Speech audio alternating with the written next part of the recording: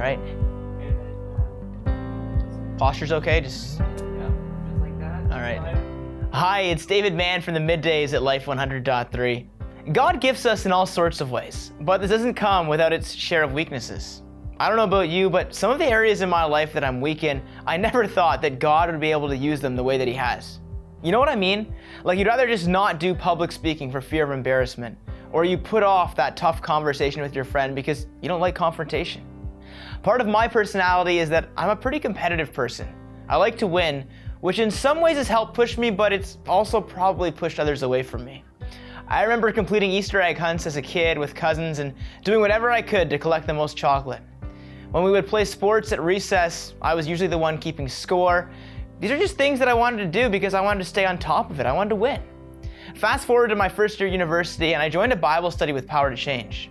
At the time, I wasn't really reading my Bible very often, but our group had this challenge. You had to come back each week with one thing God taught you, or you'd eat a hot pepper. This motivated me because it was a challenge and I don't do very well with spicy food. Then second semester, we had this guy named Calvin join our study, and I couldn't believe how well he knew his Bible. He was the same age as me, but it was like he studied it all the time. I remember thinking to myself, why can't I do that? It was another reason for me to step up my game. Nearly a year later, I started leading a Bible study for the first time by myself, and it's something that I can't escape now. I love it. One of the challenging parts of a weakness is not knowing that it's affecting you. A few months into my first year at university, back home in Peterborough, my church was planning a mission trip for the upcoming summer. They were recruiting people to join their team to go to Bolivia. I heard of this, but didn't give it too much thought until I found out that my sister was going. And this wasn't for the reason you might be thinking. I didn't want to go to Bolivia to join her, I wanted to go instead of her. She'd gone on a high school trip to Europe the year before, and I didn't think it was fair for her to do another trip the next year. I thought it was my turn. Looking back, this is a terrible reason to go on a mission trip. I mean, I couldn't have been more selfish.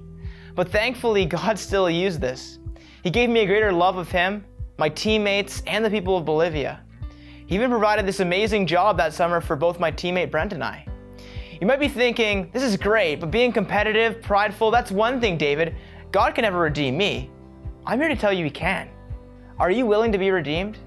Are you willing to let God take the weak points of your life and make them His strong points? God said, my grace is sufficient for you, for my power is made perfect in weakness.